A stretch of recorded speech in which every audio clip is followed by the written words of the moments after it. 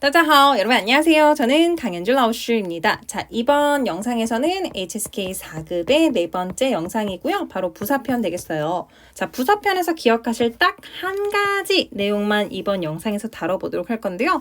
해당 한 가지 내용만 여러분 이해하시면 사실 뭐 이해라고 할 것도 없어요. 바로 이해가 되거든요. 이해가 되면 그냥 자연스럽게 암기가 될 거예요. 이해하시면 여러분들이 단어량을 확장시킴에 따라서 해당 단어들을 스스로 나열할 수 있는 이 힘이 생기게 되실 거예요, 여러분들. 힘이 생기게 되면 100% 완벽하게 문장을 나열해낼 수 있고 100% 완벽하게 문장에 나열이 된다라는 건 뭐 중작이라든가 또는요 HSK 시험이라든가 문장을 분석하실 때도 아주 수월하게 여러분들이 부사 내용을 파악해내시고 활용하실 수 있다라는 거겠죠. 사실 여러분 이번 영상의 내용은요. 저희가 이제 중단기 강좌에 보시면 HSK 4급 합격반이 있는데 해당 강좌의 4강 내용 중에 아주 핵심 엑기스 내용을 요약한 거라고 보시면 되겠습니다. 그러니까 이번 영상을 보시고 부사에 대한 큰 이해가 되셨다면 세부적인 항목, 주제 내용을 궁금하다, 파악하고 싶다 하신다면 중단기 해당 강좌 4강을 통해서 여러분들이 내용을 학습하시고 정리하실 수 있고요. 반대로 뭡니까? 중단기에서 이미 해당 영상을 활용을 했고 그렇다면 이번 영상을 통해서 저희가 배웠던 내용들을 간단하게 다시 한번 요약 복습하고 그 다음에요. 그렇죠. 같이 단어 쪼개고 단어 40개까지 또 암기해 볼 수 있도록 해보면 더욱더 좋겠죠? 좋습니다. 그렇다면 바로 함께 시작을 해보도록 할 건데요. 자, 부사편 아주 간단합니다. 우선적으로 부사의 위치를 먼저 좀 봐야겠죠, 여러분들. 자, 부사의 위치는 어디입니까? 자, 부사라는 것은 결국 누구죠? 문장의 핵심 의미 요소가 되는 성분은 아니에요. 하지만 이 부사가 들어가면 마치 조미료처럼 훨씬 더 문장이 상세해지고 그 다음에 감칠맛이 생기는 거란 말이죠. 자, 그럼 여기서 질문 가겠습니다. 그렇다면 문장의 핵심 요소는 아니기 때문에 문장에서 위치할 수 있는 부분은 절대 누구를 뛰어넘지 못한다? 문장의 핵심 오브 핵심, 중심 중에 중심인 누구요? 수러를 절대 뛰어넘을 수가 없다. 그렇기 때문에 어디 위치해야 된다?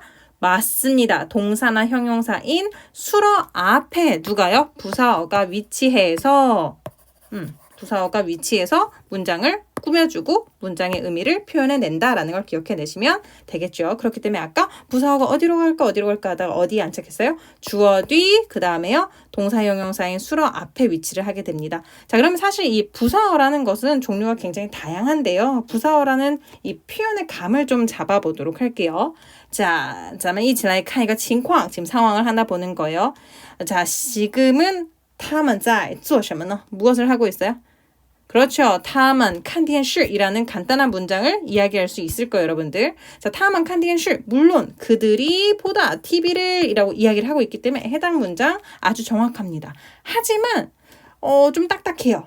왜 딱딱해요? 문장이 조금 더 상세하게 설명이 된다면 더욱더 생동감 있게 전달이 될 수 있을 것 같은데 아쉽죠? 자, 그러면 이러한 상세한 조미료 역할을 할 수 있는 게 바로 누구다? 부사어인 거죠. 간단하게 아주 몇 가지 조미료만 쳐줘도 문장이 훨씬 더 다채로워지고 생동감 있게 변하죠. 자, 어떻게 표현해 줄까요? 그들이 한 명이에요? 그렇지 않죠. 우선 여러 명이니까 그 뉘앙스를 살려주시고 그 다음에요. 지금 한창 선풍기도 돌아가고 TV도 시청 중인 상황을 표현하고 싶으니까 자, 이처럼 진행 중이다를 표현하고 싶으면 우리 가볍게 바로 떠올릴 수 있는 부사어가 누구 있어요? 그렇지. 正在 맞아요. 그렇기 때문에 그들이 다들 무엇 하는 중이에요? 동사수로 툭. 뭘 봐요? 电视. 그래서 그들은 지금 TV를 한창 시청하는 중이에요. 라는 문장이 감칠맛이 생기게 어떻게 바뀌었어요? 他们都在看电视. 다시요. 他们都在看电视이 되는 거죠. 자, 이처럼 문장이 비록 특정 의미 요소를 나타내는 건 아니지만 부사어가 들어감으로써 문장이 훨씬 더 감칠맛이 있어졌다. 이런 것들이 바로 부사어의 역할이었는데 사실 이 부사어라는 집 안에는 비단 누구만 살고 있는 건 아니에요. 부사만 살고 있는 건 아니고요. 조동사, 전치사도 살고 있었습니다. 자, 부조전을 모두 통틀어서 부사어라고 했었다라는 걸 기억해 주시고요. 부사랑 부사어는 개념이 좀 달라요. 부사어 안에 부사가 들어있더라라는 걸 기억을 해주시면 되겠죠. 자, 그렇다면 여러분들 부사를 한번 지금 이제 보도록 할 건데요.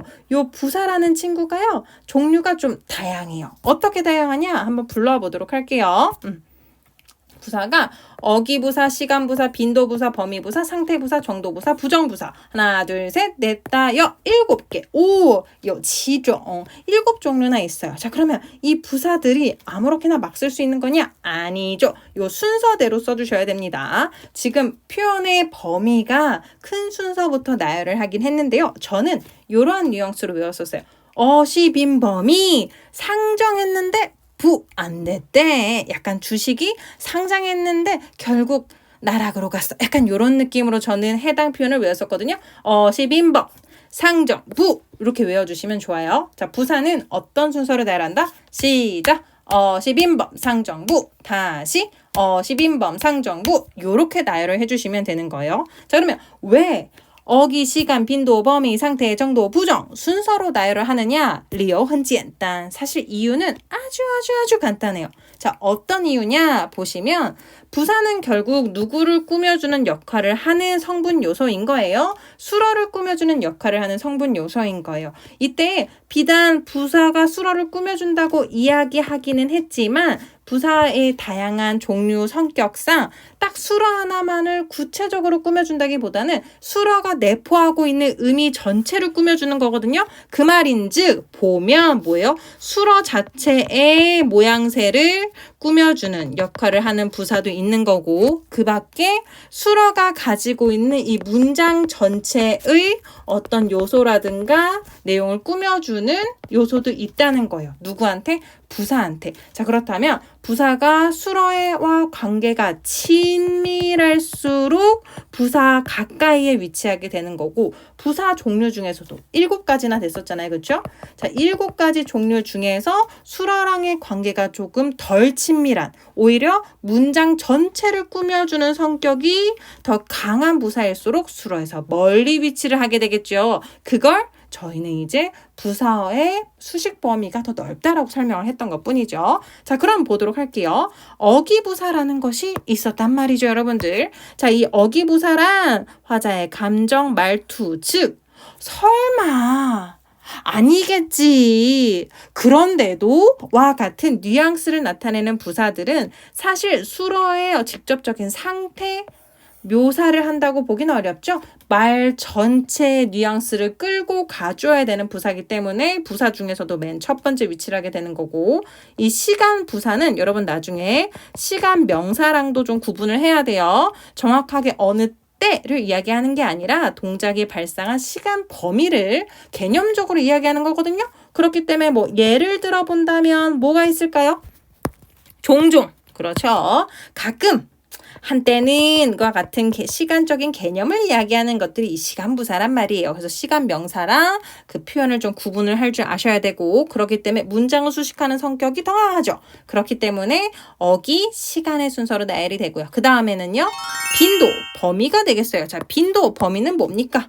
동작이 발생하는 횟수인 거죠. 그 다음에 범위는 동작이 발생한 그 범위, 장소를 나타내게 되는 거겠죠. 조금 더 앞에 어기부사나 시간부사보다는 수어를 수식해주는 성격이 강해졌어요. 하지만 결국은 동작의 구체적인 어떤 모습을 직접적으로 꾸며준다기보다는 발생하는 빈도수, 그 다음에 발생을 어디서 했는지를 이야기하는 거기 때문에 빈도 범위는 수어의 바로 앞에 가진 못하죠. 그렇다면 어떤 요소들이 수어의 바로 앞에 위치를 하느냐? 3번. 상태부사, 정도부사, 부정부사. 자, 상태는 동작이나 상태를 묘사, 정도는 수어의 정도를 묘사하는, 부정은요, 수어가 기다 아니다를 이야기하는 수어의 직접적인 컬러감을 정해주는 부사죠.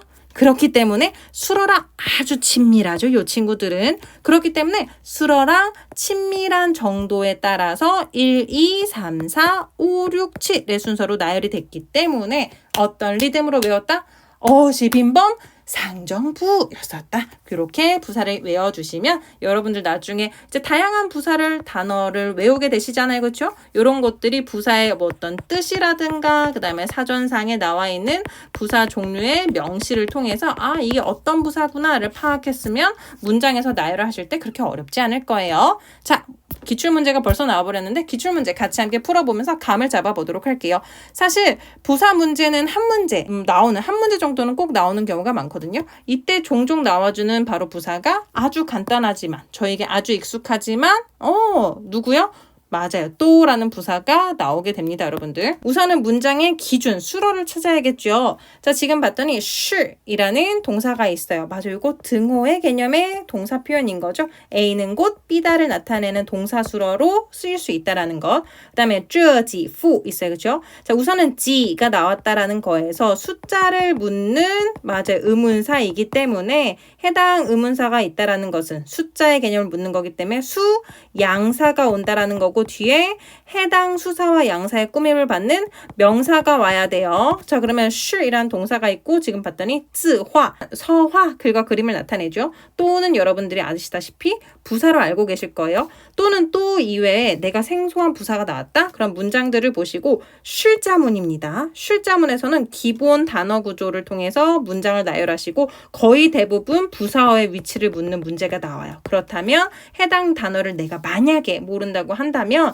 우선적으로 기본 문장 주어, 쉴, 동사, 목적어 순서로 나열을 하시고 그 다음에 부사어를 위치시켜 주시면 되겠죠. 근데 여기서는 우리가 아는 부사가 나왔어요. 자, 우지아 쥐바오 什么意思? 무슨 뜻이에요? 우지아 쥐바오, 우지아 가격을 매길 수가 없는 쥐 뭐예요? 고대 한어로 현대 한어 속 흰백자 더의 개념과 이양 같습니다. 그래서 가격을 매길 수 없는 보물이 되는 거예요, 여러분들. 우지아 쥐보 아주 진귀한 보물이고요. 그 다음에 字화, 서화죠. 글씨와 그림. 자, 그렇다면 나열해 볼게요. 우선 동사부터 툭.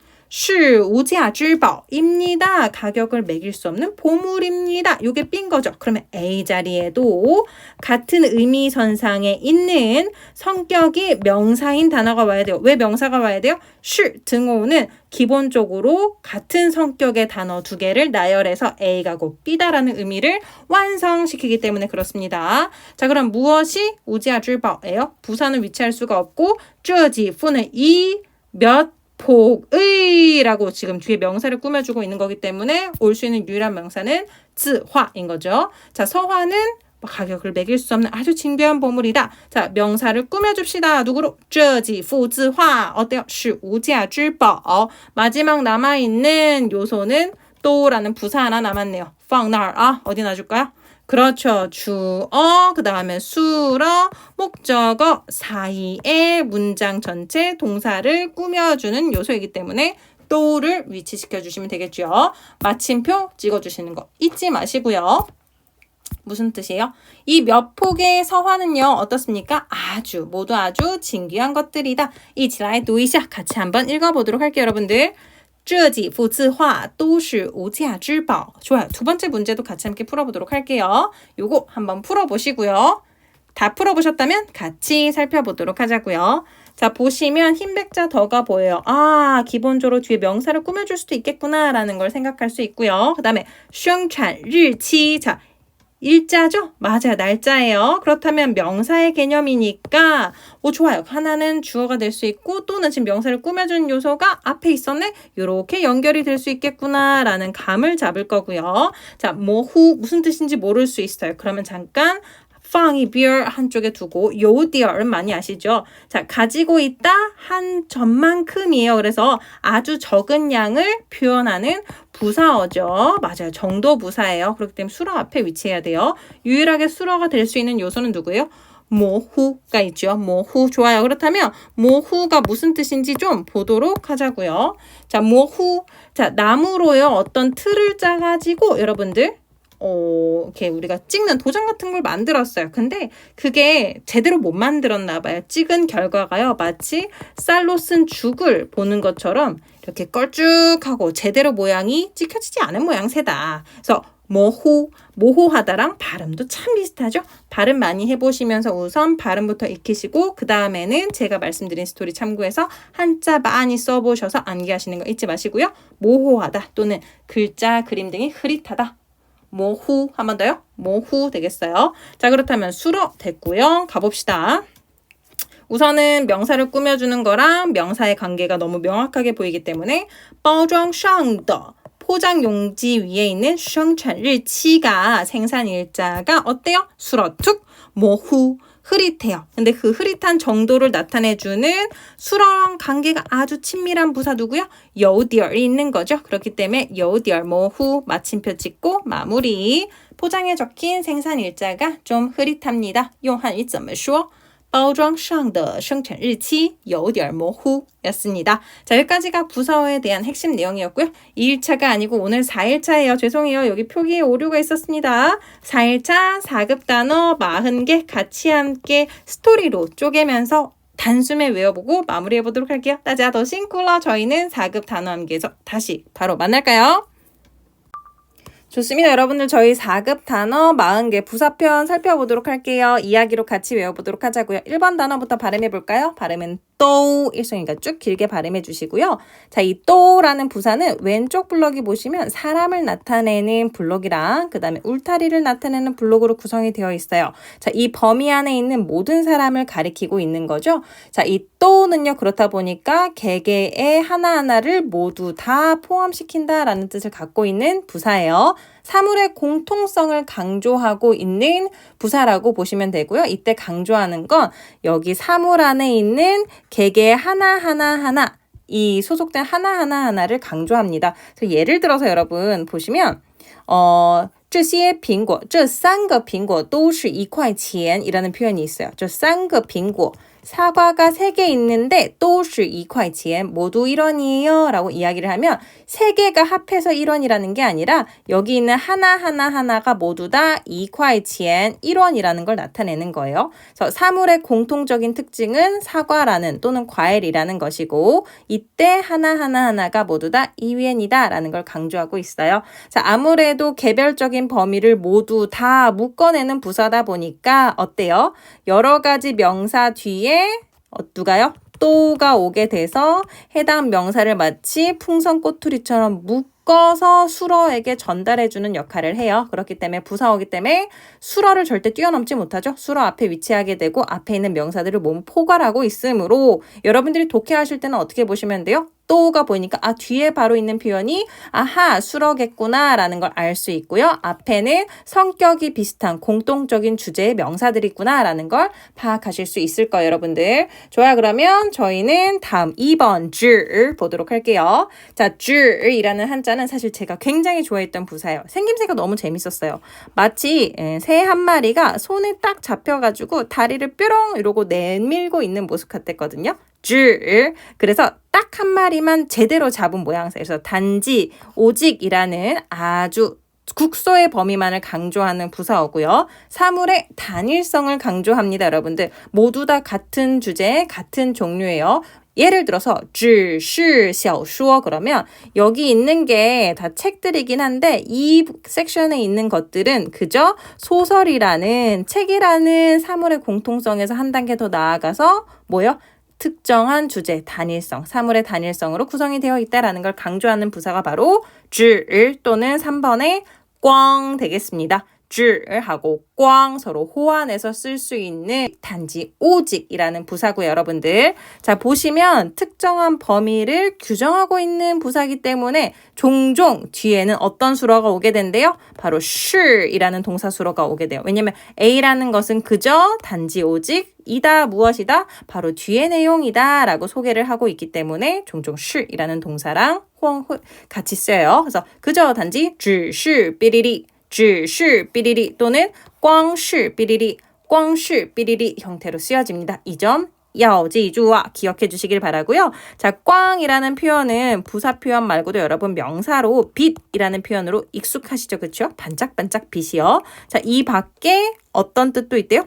풍경, 경치라는 뜻으로도 쓰여요. 여러분들. 아름다운 풍경과 경치는 우리의 눈을 눈부시게 만들죠? 그렇기 때문에 풍경, 경치를 펑꽝이라고도 하니까 같이 기억해 주세요. 펑꽝 기억해 주세요. 좋아요. 넘어가도록 할게요.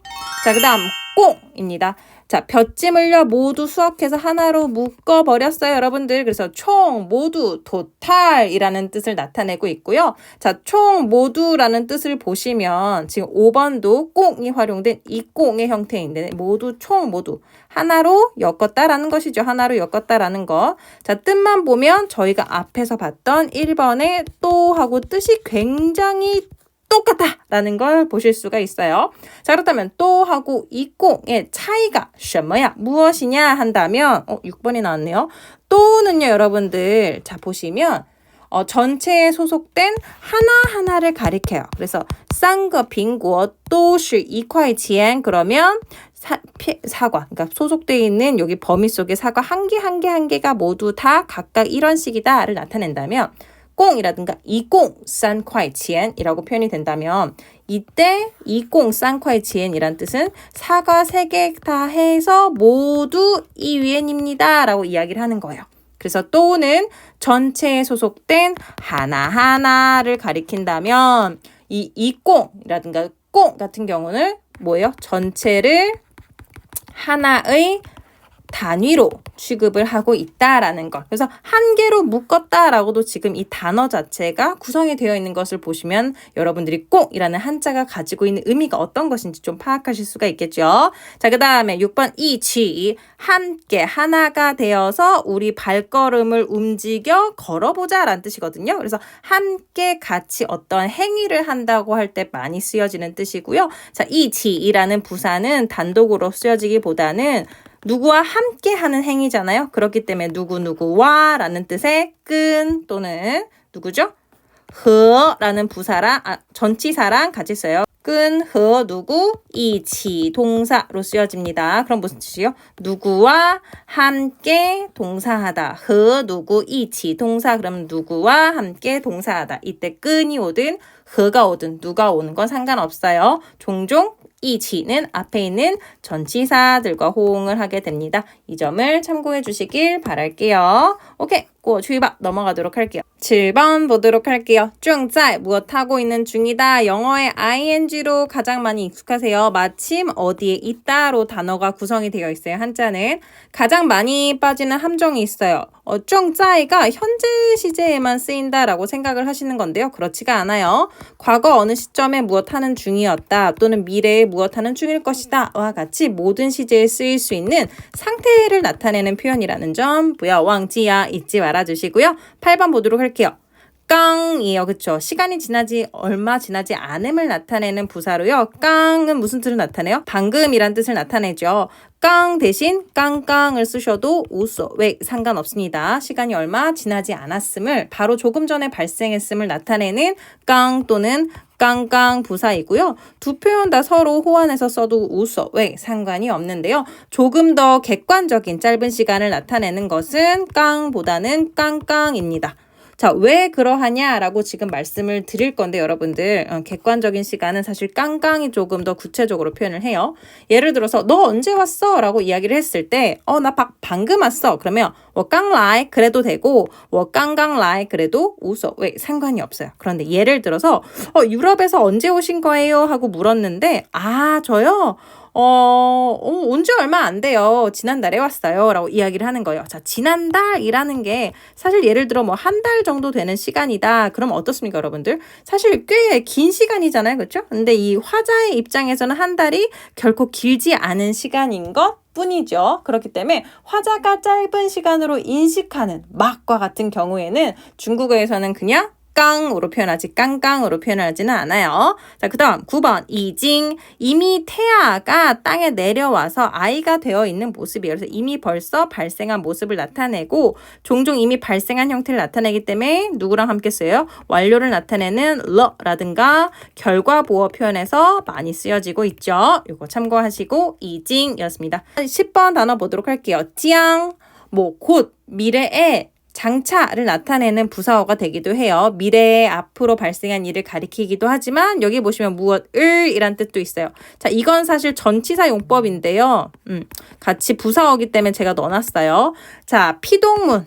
빼이자와 같은 피동문을 구성을 해요. 근데 빼이 대신 찌앙이 쓰이기도 합니다. 자, 그렇다면 이 찌앙이 부사로서 장차인지 앞으로 미래에라는 뜻인 건지 아니면 빼이자와 같이 피동문을 구성하는 건지는 어떻게 파악할 수 있을까요? 그거는 어디서 찾을 수 있어요? 피동문의 문장 구조 특징에서 찾을 수가 있어요.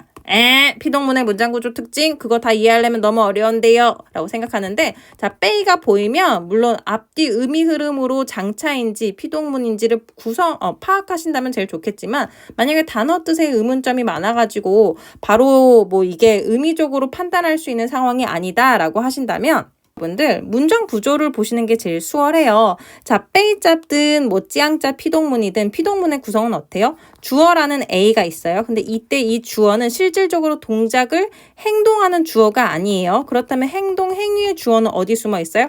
빼이 뒤에 이 목적어라고 하는 이 B가 사실은 행위의 주체자예요. 그쵸? 주체입니다. 그렇기 때문에 B가 동사를 해서 기타 성분, 결과 상태로 누구를? 맞아요. A를 만들어버리다 라는 뜻을 나타내는 게 피동문이죠. 그래서 문장 구조를 봤을 때 페이지 앞에 있는 이 A가 실질적으로 이 동작을 행하는 거냐? 그렇지 않다면 행동을 하는 것은 어디에 있는가? 라고 봤을 때 빼이의 뒤에 숨어 있다면 이것은 피동문이구나 라는 걸 여러분들이 파악을 하실 수가 있고 피동문인 걸 파악을 하셨다면 이때 만약에 빼이 자리에 누가?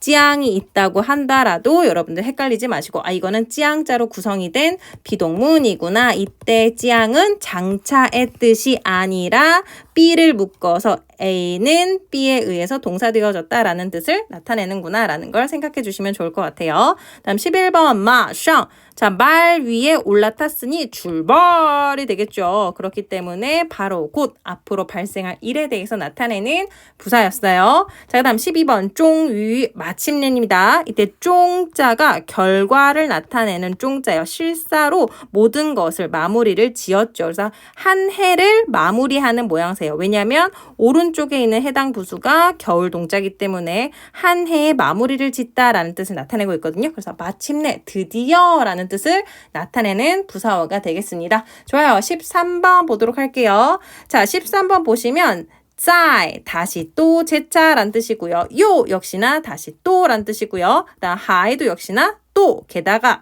그 밖에 여전히란 뜻도 있어요. 13, 14, 15번의 뜻이 굉장히 비슷합니다. 그러면 어떤 뜻의 차이가 있는지 보도록 할 건데요. 여러분, 짜이 가장 익숙한 표현 뭐가 있어요? 우리 짜이진 또 만나자라는 뜻이 있어요. 이 만나자라는 동사를 누가 꾸며주고 있어요? 짜이가 꾸며주고 있죠. 무슨 뜻이에요? 직역하면 또 만나라는 뜻이 되는 거예요. 앞으로 다시 만나자를 이야기하고 있는 거죠. 그렇기 때문에 이때 짜이는요. 미래에 다시 발생할 동작에 대해서 이야기할 때 짜이를 써요. 과거에 이미 발생해서 또 다시를 표현할 때는 누구를 써야 되는 거예요? 아래 보시는 요를 써야 되는 거예요. 이미 발생한 동작에 대해서 이야기를 할 때는 누구를 써야 된대요? 그렇죠. 요를 써야 한다라는 건 잊지 말아주세요. 그렇기 때문에 두 표현의 차이가 있습니다. 자, 그 다음에 하이 같은 경우는 저는 이렇게 외웠었어요. 한자의 구조를 보면 아래는 걷다라는 의미의 갈짓자가 있고 그 다음에 안 입을 자가 있죠. 내 걸음걸이가 아직 다 끝나지 않았어요. 왜? 아직 목적지에 도착하지 않았나 봐요. 그렇죠. 그래서 계속 또 걸어야 하는 거고 여전히 아직도 걷고 있는 상태인 거죠. 그렇기 때문에 두 가지 뜻을 해당 한자 이야기에서 모두 다 유추할 수 있었어서 여전히 아직도 라는 뜻 외에도 게다가 또 라는 뜻으로도 기억을 해서 여러분들이 하이가 보이시면 이 두 가지 뜻 중에 하나를 대입해 보시고 의미가 적절하게 의미 흐름을 구성하는 걸 적용하시면 돼요.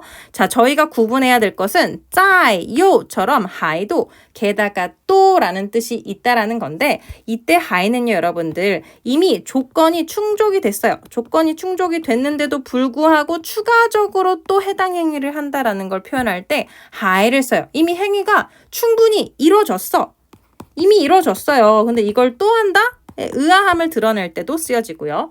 아니 이렇게나 주문을 많이 했는데 음식 주문을 이렇게 충분히 많이 해서 먹고도 남는데 여기다가 또 한다고? 라고 표현할 때 니 하이 디엠머? 라고 표현할 때 하이라는 부사를 쓰는 거지 이때 다시 또 제차라는 짜이를 쓰지 않습니다. 이런 상황에서는 그런 것들 기억해 주시면 해당 표현들의 차이를 구분하실 수 있겠죠. 자, 16번 단어 보도록 할게요. 찡청 할 때 청이 빈번하게 자주 발생하는 것에 대한 하는 것을 표현할 때 쓰여지는 글자예요. 그래서 장장이라는 것도 자주 종종이라는 뜻의 부사거든요. 그냥 단순히 자주 발생함을 나타내는 게 자주 발생함을 나타내는 게 찡창이든 장창이든 되겠습니다. 그러면 왕왕은 뭐냐? 자, 왕왕 역시나 종종, 자주라는 뜻인데요. 이때 왕왕은 규칙적, 습관적인 조건이 붙어요. 그래서 뭐 매주 주말이면 나는 친구들이랑 뭐 자전거를 탄다 라고 할 때 규칙적, 습관적으로, 반복적으로 발생할 때 쓰여지는 게 왕왕이에요. 그렇다면 단순히 자주 발생을 함을 나타내는 찡창하고는 두 표현의 차이가 확연히 쓰임의 차이가 있다라는 거 기억해 주시고요. 여러분들 왕왕은 기억해 주셔야 될 게 과거라든가 현재 시제에는 쓸 수가 있어요. 하지만 미래 시점에는 쓰이지가 않아요. 왜냐하면 규칙적 습관적으로 발생하는 거에 대해서 표현을 하는데 미래에는 아직 발생하지도 않았는데 어떻게 쓰여질 수가 있었어요? 이런 것들이 이제 중작할 때 실수로 나타날 수 있으니까 자주 숙지해 주시길 바라고요. 그 다음 18번 단어 보도록 할게요. 이주. 자, 한 번에 쭉 스트레이트로 끊김없이 나가는 모양새가 끊임없이 나아가는 모양새가 이 단어 구성에서 보여지시죠, 여러분들. 그래서 쭉 지속되는 모양새를 중간에 끊기거나 멈춤 없이 계속 이어지는 모양새를 나타낼 때 이주이라를 써요. 만약 중간이라도 좀 끊겼다가 다시 시작함을 나타낼 때는 송이라는 표현을 대신 씁니다. 이주 대신요. 자, 이 밖에 감정상해. 예를 들어서 그 사람은 저에게 예전부터 쭉 잘해줬어요. 한 10년이라는 시간을 변함없이 저에게 잘해줬어요. 와 같은 것을 표현할 때 어떻게 사람이 10년 동안 계속해서 끊임없이 이어지는 모습을 볼 수가 있겠어요. 하지만 감정상의 변함이 이어지는 걸 나타낼 때는 이주이라는 표현을 쓰고 있습니다. 종이라는 표현 쓰지 않아요. 자, 19번 보도록 할게요. 19번 영유안이죠. 자, 영원히라는 저희 한글 발음이랑도 상당히 비슷해요. 자, 영이라는 한자 보면 물의 원천이에요. 자, 모든 물줄기가 시작되는 곳에서 물이 나오고 있는 거죠. 그러니까 끊임없이 이어지는 모양새를 나타낼 수 있겠죠. 다음 20번 렁란인데요. 자, 여러분 란이라는 한자는 참 많이 쓰여지거든요. 단어 구성에서 기억해 주시면 좋은데 단어의 이야기는 사실 좀 잔인해요. 자, 보시면 해당 왼쪽 상단에 있는 블록은 달월자라고 보시면 되는데 달월자가 단독으로 쓰이지 않고 다른 블록이랑 같이 이렇게 결합이 되어서 쓸 때는 보통 고기 육자를 나타냅니다. 여러분들 개고기인 거예요. 개고기를 불에다가 요리하고 있어요. 자, 예전에 상나라나 주나라 때만 하더라도 개고기를 여러분들 제사에 사용했다고 해요. 그래서 개고기를 제사에 사용하는 게 당연하다라는 뜻으로 쓰였던 단어 글자예요. 그렇기 때문에 여러분 보시면 란 당연하다, 꼭 그러하다라는 뜻을 누가 나타내요? 이 란이라는 글자가 한자가 나타내고 있어요. 좀 참고해 주시고요. 그렇기 때문에 사람의 모습은 그러하다, 그러니까 변함이 없다라는 뜻을 나타내기 때문에 여전히라는 뜻으로 쓰이고 있습니다. 자, 그다음 over 가끔 때때로 자, 이성 삼성으로 발음 성조 변화 있으니까요. 주의하시면 over 가끔 때때로라는 뜻이고요. or은 사실 상대방을 가리켜요. 상대방을 누군가를 만난다는 게 그게 쉽지 않다. 가끔 때때로 본다라는 뜻으로 기억해 주시면 되고요. or 할 때 이 or이 왜 상대방이냐, 너라는 뜻이냐 하면 옆에 있는 사람을 항상 자기보다 작게 여기게 된대요. 이 사람이라는 존재 자체가. 그래서 사람의 본성에 대해서 이야기했던 글자가 이었고 그래서 이제 당신, 너라는 뜻을 가리키게 되었어요. 자, 그 다음 22번 B에 보도록 할게요. B에 무엇 하지 마라 라고 상대방에게 제안, 권고할 때 쓰여지는 부사고요. 뒤에 동사가 바로 와서 이 동사 하지 마라 라는 뜻을 나타내죠. 사실은 먹기 좋게 고기를 힘써서 칼을 사용해서 자르고 분리하고 해체하는 모습을 가리키는 글자였어요. 그렇다 보니까 분리, 해체라는 의미를 가지게 되었고 그렇다 보니까 이별이라는 의미도 나타나지죠. 그래서 서로 헤어짐, 분리됨을 나타내다 보니까 부정적인 뉘앙스를 좀 띠게 됐어요. 그래서 현재 무엇 하지 마라 라고 강하게 권고 제안할 때 비의 동사라는 표현을 쓰는 거죠. 자, 그 다음에 이딩 알고 계시죠? 무조건, 꼭 이란 뜻이에요. 그럼 뿌이딩이라고 앞에서 뒤로 부정해 보이니까 무슨 뜻이 되는 거예요? 꼭 무엇인 것은 아니다 라는 뜻이 되는 거죠. 肯定할 때 띵도 역시나 분명히 그러하다, 확실하게 큰 강조를 긍정을 강조하고 있죠. 그래서 틀림없이 무엇하다 肯定이 되겠습니다. 肯定 분명히 무엇하다 라는 뜻이에요. 자, 이딩 나왔죠. 뿌이딩이랑 같이 연결해서 반드시 꼭 틀림없이 또는 뿌이딩은 꼭 그러한 것은 아니다 라는 뜻이랑 같이 연관지어서 기억해 주시면 좋고요. 자, 힘을 아주 세게 줘서 땀이 지금 3개나 났어요. 굉장히 힘줘서 강조해서 나타내는 거죠. 쉬는 필요한 것을 나타내요. 그래서 必须 반드시 무엇 해야 함을 강조할 때 쓰는 부사가 必须 필요입니다. 반드시 꼭이에요. 다음 란 당연히 그러하다 라는 거죠. 당란은 당연하다라는 뜻입니다. 그래서 당연히 물론 그러한 것이다 라고 강조의 의미 전달까지. 그래서 부사 당란 단독으로도 쓰일 수 있어요. 당연해. 갈 거야? 당란. 그러면 당연히 가지 라고 뒤에 동사의 의미를 함축적으로 전달할 수도 있기 때문에 단독으로도 쓰일 수 있는 부사입니다. 본래 부사가 단독으로 쓰일 수가 없거든요. 그러니까 취 반전을 나타내는 거죠. 그러나 오히려 딴 또는 可是이라는 부사 또는 접속사랑 같이 기억을 해주시면 좋아요. 그 다음 따오라는 표현 보도록 할게요. 따오라는 한자는요, 사실 보시면 위에 있는 게 땅에 받친 활촉의 모습이에요. 땅에 박힌 활촉의 모습. 그래서 활촉이 땅에 지금 박히고 그 다음에 칼 도자거든요. 오른쪽에 해당 있는 블록은. 그렇기 때문에 화살촉이 땅에 받치고 칼이 막 이렇게 오며 가며 이렇게 왔다 갔다 하는 모양새니까 사실 이 따오라는 글자는 전쟁을 나타내요. 이 전쟁하는 곳에 그러니까 사람이 이제 도달했다라는 모습인데 사람들이 전쟁에 도착했으나 어때? 우리의 예상과는 다르게 픽픽 쓰러지는 모습이에요. 그래서 원래는 따오가요, 거꾸로 되다라는 뜻도 있어요. 그래서 부사로 뭐예요? 상황이 반대되는 게 발생하다라는 뜻을 나타내는 부사로도 쓰이고 있습니다. 그 다음에 30번에 난떠 되겠어요. 다시 한번 난떠. 설마 이렇게 어려운 길을 가겠어? 난 어렵다란 뜻이고 따오가 길도자니까 설마 이렇게 어려운 길을 가겠어? 라는 뜻의 어기부사 되겠어요. 그래서 문장의 맨 앞에 위치하게 되죠. 자, 31번 찌우징. 자, 더욱더 깊이 따져 물을 때 도대체 뭔데 하고 물을 때 쓰여지는 게 바로 찌우징이에요. 그래서 찌우징이라는 표현은 의문문에 쓰여지는 부사입니다. 여러분들 요점 참고해서 5급과 같은 경우는 독해 일부분을 풀 때 의문문에 쓰여지는 부사인 점만 기억하셔도 문제가 훨씬 더 쉽게 풀이된다라는 걸 아실 수가 있고요. 자, 보시면 찌우징이란 단어의 뜻 자체가 뭐예요? 도대체 어떠한가 라고 이 단어 뜻 자체가 의문문의 내용을 포함하고 있기 때문에 굳이 마라는 의문문에 쓰여지지 않아요.